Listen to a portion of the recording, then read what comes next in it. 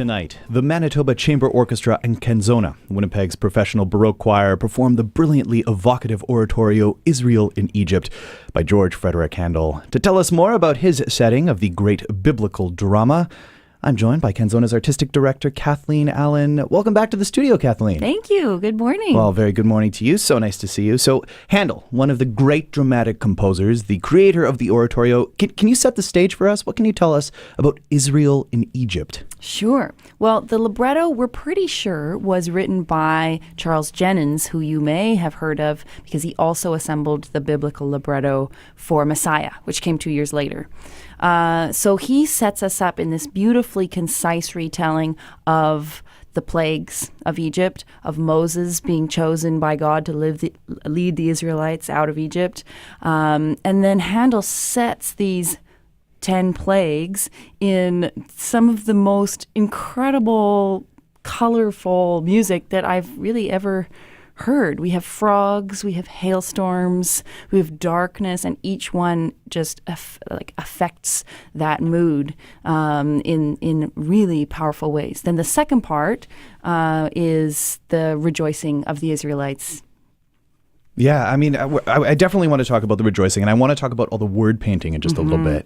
And it's interesting, you brought up Charles Jennens, of course, for Messiah, and there's a lot of parallels between the two. But unlike Messiah and most of the oratorios, there's this really big imbalance between chorus and recit and aria. It's all about the choruses. Talk about a showcase for Canzona. It's a real treat, and it's tour de force of a sing. They're on their feet almost all the time. I sent the sits and stands list, and it's like they sit down twice, I think. Definitely more stands than sits. Yeah, exactly. So they really are the storytellers in this oratorio, whereas sometimes you have a chorus that's sort of commentating on the narrative that's really led by the soloists. In this case, they are front and center telling the story. So why do you think Handel chose to feature the chorus so prominently in this particular oratorio? It's a good question. It actually wasn't the most popular choice when it premiered.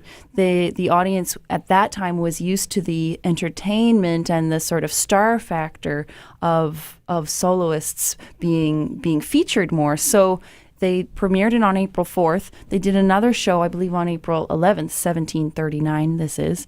And he changed the whole thing. He inserted a bunch of Italian arias and other things to try to make the audience a little more, to break it up a little bit. But then in the next century, when these English choral societies were kind of starting and using Handel's repertoire as their lifeblood, this oratorio kind of came to the fore again and became popular for that reason. So we're thrilled that it's all chorus. Yeah, I think I was reading more about it as well, and I was kind of thinking about this idea. And one thing that came to mind is that this is the story of a people rather than a person. Absolutely. You know what I mean? Yeah. So to me, it sort of made sense that it be the people, as in the chorus, tell the story, rather than an individual like Messiah or Saul or Judas Maccabeus. Exactly. And so I was just kind of thinking about that idea. And the other thing, like you mentioned, it was a time of experimentation, of creating a new form. Handel in the oratorio sets an English text that then, like you mentioned, allowed the audience to understand versus the Italian operas of the day. Can we talk about how Handel sets that text? I mean, you referenced it, and we just heard a little selection from the plagues, from the choruses, the hailstone. Yeah. Can you talk more about how he really word paints in his writing? So there's so much variety, and so I don't want our audiences to think that it's going to be flat out chorus all the time in a way that's uniform by any means. It is so diverse. He sets the plague of darkness, where 3 days of darkness descends over Egypt, with this incredibly sustained harmony. The violins are in unison with the bassoons, and it creates this color that is so rich and unique in the oratorio. And then the choir comes in homophony, all saying the words at the same time, with these harmonies that just kind of it's like a cloud that's almost just kind of building and growing. It's so stunning. By contrast, the alto aria in the first part is about the frogs, and you hear the violins literally leapfrogging over each other. At the beginning, it's dee-deem, da-dum, dee-deem, da-dum, and it's first, second, violin, first, seconds, and they kind of leap over each other with these large intervals. They really sound like frogs. It's quite amazing that he paints the text in this way. I mean, he's just such an expressive, dramatic individual with this stunning sense of drama, but also he's pretty funny, isn't he, Handel? When you think about it, and looking at this seemingly serious, great drama, biblical drama, he approaches it with a humor and a lightness at the same time. It's very accessible. And the people who worked with him at this time described him that way, as humble and genuine and deeply thoughtful, while always having a sense of humor and being able to approach life with lightness. So I think that comes across in his oratorio without making light of this serious struggle of this people. He finds ways to kind of poke fun at the Egyptians and the pharaohs, and it's really quite dramatic and shows a huge breadth of expression. And I mean, it only makes sense that we're hearing it almost to the day of its premiere, also approaching Holy Week and approaching Passover. Exactly. It's just some great programming here in Winnipeg.